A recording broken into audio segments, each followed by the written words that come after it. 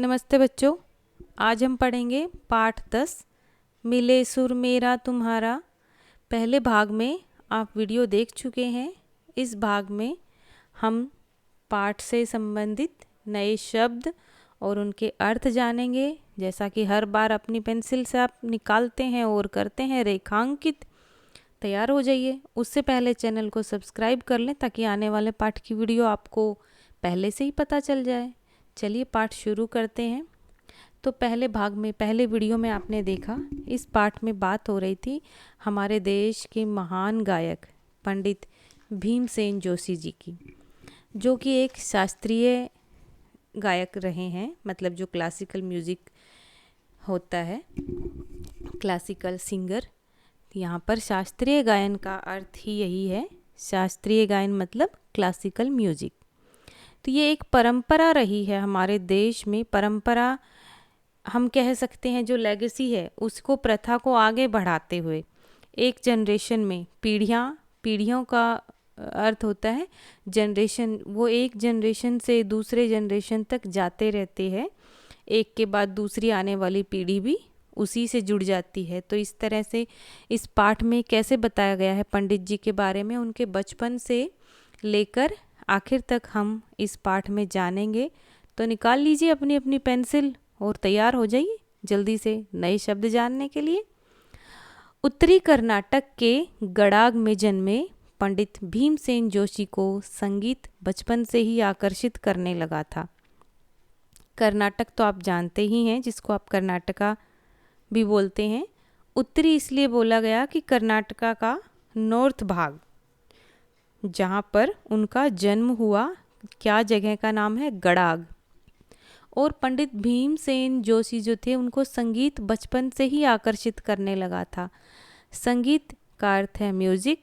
आकर्षित यानी उनको अट्रैक्ट करने लगा था। ऐसा नहीं है कि बड़े हो गए थे तब वो सोचते थे कि मुझे म्यूज़िक की तरफ जाना है, संगीत की तरफ नहीं। उनको बचपन से ही ऐसा संगीत के प्रति रुचि थी। एक बार स्कूल जाते समय रिकॉर्डों की एक दुकान पर उन्होंने राग झंझोटी में उस्ताद अब्दुल करीम खां की सुमधुर गायकी सुनी। एक बार जब वो स्कूल जा रहे थे, कोई रही होगी दुकान या शॉप जिसमें रिकॉर्ड रखे होते थे। रिकॉर्ड अब आप क्या करते हो, आप तो एलेक्सा के ऑर्डर दे देते हो, एलेक्सा ये गाना प्ले कर दो, और हो भी जाता है। उस समय रिकॉर्ड होते थे जो चलाने पड़ते थे, और ग्रामोफोन में उनको चलाना पड़ता था। धीरे धीरे कैसेट आ गई, वे डीवीडी आ गई, सीडी आ गई। अब तो अलग ही लेवल पर म्यूज़िक आपकी एक आवाज़ पर चल जाता है। तो उन्होंने देखा वहाँ पर रिकॉर्ड की दुकान पर, उन्होंने राग झंझोटी में, राग जो है वो हमारे सुर हैं वही हैं, लेकिन इनके भी अलग अलग नाम हैं। तो जो राग है झंझोटी, एक तरह से थोड़ा सा चंचल सा राग होता है, हल्का धीमा और चंचल। उसमें उन्होंने आवाज़ सुनी किसकी, अब्दुल करीम खां की सुमधुर गायकी। सुमधुर किस लिए बोल रहे हैं, क्योंकि उनकी आवाज़ इतनी मेलोडियस थी, उनकी जो गायकी थी, सिंगिंग थी, उन्होंने सुनी पंडित भीमसेन जोशी ने, तो एकदम उनको बहुत अच्छा लगा। वो उन्हें तभी लग गया कि अब और कुछ नहीं बनना, बस गाना ही सीखना है। उन्होंने वहीं से सोच लिया कि अब मुझे क्या बनना है। संगीत की शिक्षा हासिल करने हेतु गुरु की तलाश में वे घर से निकल पड़े। संगीत की यानी म्यूजिक की शिक्षा हासिल करने के लिए, शिक्षा यानी एजुकेशन के लिए, यहाँ पर हेतु शब्द से बहुत सारे बच्चे कंफ्यूज होते हैं। मैं बता देती हूँ, यह दो वर्डों को या दो लाइनों को, वाक्यों को जोड़ने के लिए बीच में लगाते हैं। यहाँ पर इसका सिंपल सा अर्थ है के लिए। जैसे कि देखो, संगीत की शिक्षा हासिल करने के लिए गुरु की तलाश में वे घर से निकल पड़े। तो इतना कंफ्यूज होने की ज़रूरत नहीं है, ठीक है। अब वो घर से निकल तो पड़े, किराए वगैरह के लिए उनकी जेब में पैसे तक नहीं थे। अब भाई कहीं जाना है, आपको कहीं ट्रैवलिंग भी करनी है, रहना भी है, खाना भी खाना है, तो उसके लिए पैसे तो चाहिए ना। उनकी जेब में तो कुछ भी नहीं था। उन्हें भरोसा था अपनी गायकी पर। भरोसा था यानी उनको जो अपने ऊपर ट्रस्ट था, तो वो किस पर था, गायकी पर, अपनी सिंगिंग पर था। उस उम्र में भी वे इतना अच्छा गाने लगे थे कि अपनी ज़रूरतों के लिए कुछ पैसे कमा सकें। उस उम्र में इसलिए बोला क्योंकि वो छोटे थे ना, तब भी इतना अच्छा गाते थे। तो इतना अच्छा गा लेते थे कि अपनी ज़रूरतों के लिए, जो उनकी नीड थी उनके लिए, वो कुछ पैसे भी कमा सकते थे। संगीत सीखने के लिए यानी म्यूज़िक सीखने के लिए यह युवा गायक, जो ये यंग, युवा मतलब यंग बोल सकते हैं, गायक यानी सिंगर जो थे, कौन, पंडित भीमसेन जोशी, एकदम खूब घूमते हैं। घूमा भटका यानी भटकना इसलिए क्योंकि अभी तक उनको गुरु नहीं मिले, कहाँ रहना है, कहाँ से शिक्षा हासिल करनी है, अभी तक वो घूम ही रहे हैं।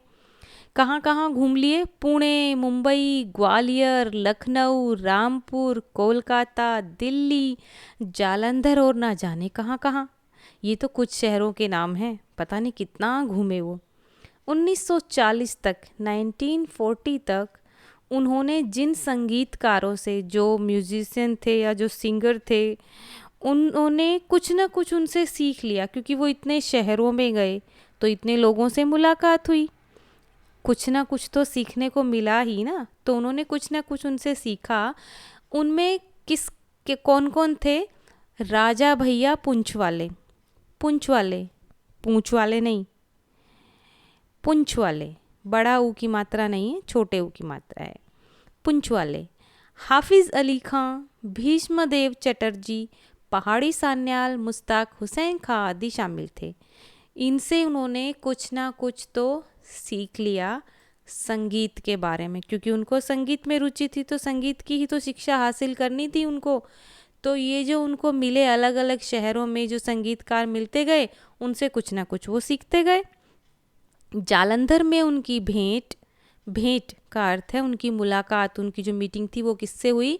मास्टर विनायक राव पटवर्धन से हुई। जालंधर शहर का नाम है। तो किससे मिले वो? मास्टर विनायक राव पटवर्धन। उन्होंने भीमसेन को इधर उधर भटकने की जगह सवाई गंधर्व का शिष्य बनने की सलाह दी। सवाई गंधर्व ये भी नाम है, और शिष्य यानी चेला बनने के लिए, या फिर आप जिसको आप स्टूडेंट बोल सकते हो, जैसे आप बच्चे हैं, स्टूडेंट हैं, विद्यार्थी हैं, शिष्य भी कहते हैं। तो उन्होंने कहा कि इधर उधर मत भटको, तुम सीधे चले जाओ सवाई गंधर्व के पास, उनके शिष्य बन जाओ। सलाह दी मतलब उनको एडवाइस दी कि तुम सीधे वहीं चले जाओ। सवाई गंधर्व कर्नाटक में भीमसेन के ही कस्बे गड़ाग के पास रहते थे। देखो कितना सारा घूमे शहर शहर, और कहाँ मिले गुरु अब जाकर इनको? वहीं पर जहाँ के ये खुद थे।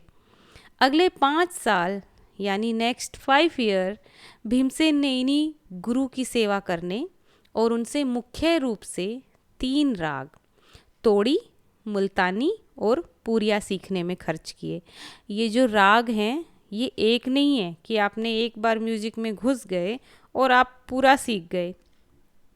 बहुत सारे आपको शिक्षा की ज़रूरत पड़ती है। तो ये 5 साल इन्हीं गुरु के पास रहे, उनकी सेवा की, और उन्होंने अब तक क्या सीख लिया? 3 राग मुख्य रूप से उनके सीख लिए उन्होंने, जिसमें से ये उनके नाम थे, तोड़ी, मुल्तानी और पूरिया। खर्च किए इसलिए कहा कि खर्च करना यानी स्पेंड करना। इन्होंने अपनी लाइफ के 5 साल अपने जो थे वो गुरु के साथ इन 3 राग को उन्होंने पक्का सीख लिया था। खर्च किया यानी स्पेंड किया। इसके बाद उन्होंने रेडियो पर गाने का इनको अवसर मिला। अवसर मिलना यानी मौका मिलना, चांस मिलना। अब उनको रेडियो पर गाने का मौका मिल जाता है। 40 के दशक के शुरू में उनका पहला ग्रामोफोन रिकॉर्ड भी आ गया। 40 यानी 40 के दशक के शुरू में, यानी जो 10 दशक वो होता है 10 वर्षों का समूह, 40 के दशक के बात हो रही है यहाँ पर। मैं आपको एक छोटा सा शब्द अगर कहूँ जिससे आपको आसानी से समझ में आ जाए कि पीरियड ऑफ 10 ईयर्स, तब तक इनका पहला ग्रामोफोन रिकॉर्ड भी आ गया। यानी अब वो रेडियो पर भी गाने लग गए थे। इन्होंने अच्छा खासा इन्होंने संगीत में हासिल कर लिया था, अच्छी खासी शिक्षा। तो अभी तो इनका रिकॉर्ड भी आ गया खुद का, इनका जो खुद का गाया हुआ था। भीमसेन जोशी उन गायकों में से थे जिनके गानों के सबसे ज़्यादा रिकॉर्ड बने, यानी ऐसे गायक रहे हैं वो हमारे देश के जिनके गानों के सबसे ज़्यादा बने थे रिकॉर्ड। राग मियाँ की तोड़ी, शुद्ध कल्याण, पूरिया, मालकौंस, दरबारी और भैरवी में उनकी गायकी हमारे लिए धरोहर की तरह है। ये भी राग हैं। तो धरोहर किस लिए बोला? धरोहर क्या होता है? जो हेरिटेज है उसको धरोहर बोलते हैं। इनकी गायकी ही हमारे लिए धरोहर है दरअसल, क्योंकि अब ये नहीं है। इनके गाए हुए वो जो रिकॉर्ड है ना हमारे पास, वो हमारे लिए शास्त्रीय गायन के जो रिकॉर्ड हैं वो हमारी धरोहर हैं। भीमसेन जोशी ने पिया मिलन की आस, पानी भररी कौन अलबेली रिनार और पिया बिन नाही आवत चैन जैसी ठुमरियों को भी अपनी आवाज़ से नई ऊंचाई प्रदान की। ये इन्होंने ठुमरियाँ हैं। ठुमरी क्या होती है? जैसे आप बोलते हैं ना ठुमका लगाना, ठुमका शब्द से लिया गया एक शब्द है ठुमरी, थोड़ी चंचलता जिसमें हो सकती है। और ठुमरियों को भी इन्होंने अपनी आवाज़ दी। जब इन्होंने गाया तो उनको नई ऊंचाई प्रदान की, यानी एक ऊंचाई यानी अलग ही हाई उस पे लेवल पे लेके गए। कौन? पंडित भीमसेन जोशी। ऐसा नहीं है कि ठुमरी और राग कोई पहले नहीं गाता था, गाते थे, बहुत सारे शास्त्रीय गायक रहे हैं, लेकिन इनकी आवाज़ जो थी उससे एक अलग ही लेवल हासिल हुआ। संगीत के अलावा भी पंडित जोशी ने जिंदगी को खूब रस लेकर जिया। अब ऐसा भी नहीं है कि उनको केवल संगीत के प्रति ही रुचि थी तो सिर्फ संगीत संगीत सुबह शाम जब देखो, नहीं, उन्होंने ज़िंदगी को भी खूब रस लेकर जिया। रस लेकर अभी ऐसा नहीं है कि गिलास में डाल लिया और पीने लग रहे हैं। यहाँ पर रस का अर्थ है कि उन्होंने अपनी जो ज़िंदगी थी, अपनी ज़िंदगी को भी उन्होंने खूब एंजॉय किया, अच्छे से जिए। वो उम्दा कद काठी के और सुंदर तो वो थे ही कद काठी, यानी जो उनकी बॉडी थी एकदम, क्या कह सकती हूँ मैं कि जो बॉडी थी एकदम गुड बिल्ड थी, अच्छे थे वो और दिखने में भी सुंदर थे। कार चलाने का भी उनको शौक था। 2008 में भारत रत्न सहित, मतलब भारत रत्न तो मिला ही, उसके साथ और भी तमाम सम्मानों से सम्मानित किए गए। भारत रत्न अवार्ड जो है वो मिलता है जो संगीत की दुनिया से जुड़े होते हैं उनको। तो ये तो बड़े ऊंचाई पर लेकर गए थे इसको, तो उनको तो भारत रत्न मिला। इसके अलावा ही तमाम मतलब ऑल सम्मान, जितने भी म्यूज़िक में सम्मान हो सकते हैं, अवार्ड हो सकते हैं, उनसे इनको सम्मानित किया गया। तो ये तो बड़ी गर्व की बात थी।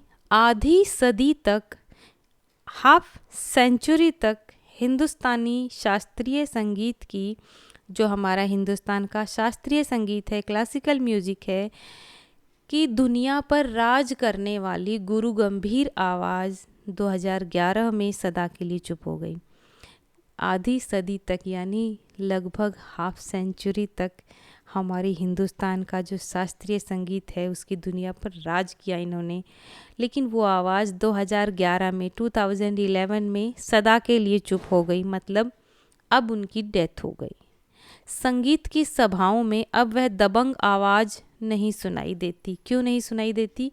क्योंकि अब वो हमारे बीच नहीं है। तो संगीत की जितनी भी अब सभाएं होती थी, अब उनकी आवाज़ दबंग आवाज़ इसलिए कही गई है, एकदम जो डोमिनियरिंग वॉइस है, जो उनकी पहचान थी पंडित जी की, अब वो नहीं सुनती। जो पूरी गहराई के साथ तीनों सप्तकों में अनायास आवागमन कर लेती थी। यहाँ आवाज़ की ही तारीफ कर रहे हैं कि ऐसी आवाज़ थी जो पूरी गहराई तक चली जाती थी तीनों सप्तकों में। सप्तक क्या होते हैं? जो हमारे राग हैं ना, स्वर हैं, वो 7 हैं और जो टोटल हैं वो 4 हैं।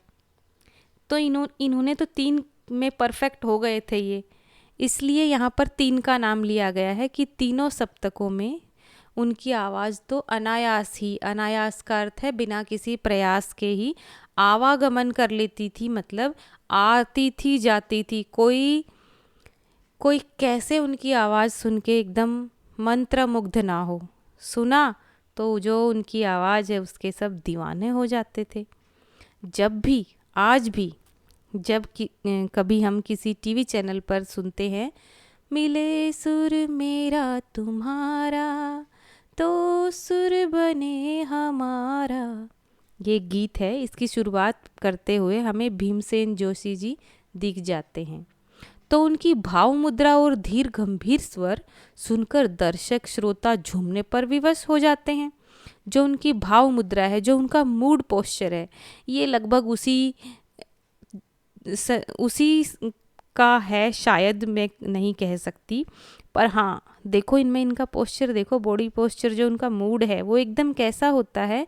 उनकी जो भाव मुद्रा है, भाव मुद्रा का अर्थ मैं आपको इंग्लिश में बता रही हूँ, जो उनका मूड पोस्चर है वो एकदम धीर गंभीर स्वर सुनकर, धीर गंभीर का अर्थ है, गंभीर तो होता है सीरियस, और धीर है एकदम काम, शांत है, कोई घाई नहीं है, एकदम काम और सीरियस जो उनका स्वर है, उनकी जो उन्होंने गाना शुरू किया उसको सुनकर जो दर्शक है, देखने वाले, श्रोता, सुनने वाले, दोनों को ही ऑडियंस कह सकते हैं, वो झूमने पर विवश हो जाते थे। विवश हो जाना एक तरह से मजबूर हो जाना, मतलब वो गाएं, पंडित जी सामने परफॉर्म कर रहे हैं और जो ऑडियंस है, सुनने वाले, देखने वाले, वो उनकी आवाज़ सुनकर एकदम झूमने लगते थे। इतना उनको अच्छा लगता था, मंत्रमुग्ध करता था।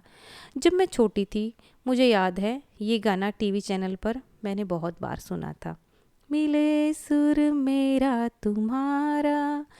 आप भी सुन सकते हो किसी भी यूट्यूब चैनल पर, ज़रा यूट्यूब पे जाकर सर्च करो या फिर गूगल पे सर्च करो। आज तो हर सुविधा उपलब्ध है आपके उंगलियों के सामने। लेकिन मैं इसलिए कह रही हूँ कि ये हमारे देश के महान गायक रहे हैं।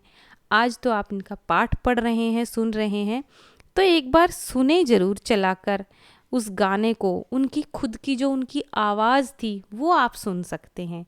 और आपको गाना कैसा लगा, उनकी आवाज़ कैसी लगी, कमेंट बॉक्स में लिखकर मुझे ज़रूर बताना कि आपको कैसा लगा ये गाना। मिलेगा आपको कोई वीडियो ज़रूर मिलेगा। तो अगले पाठ में हम फिर मिलते हैं, अगले वीडियो के साथ, नए पाठ में। तब तक के लिए नमस्ते।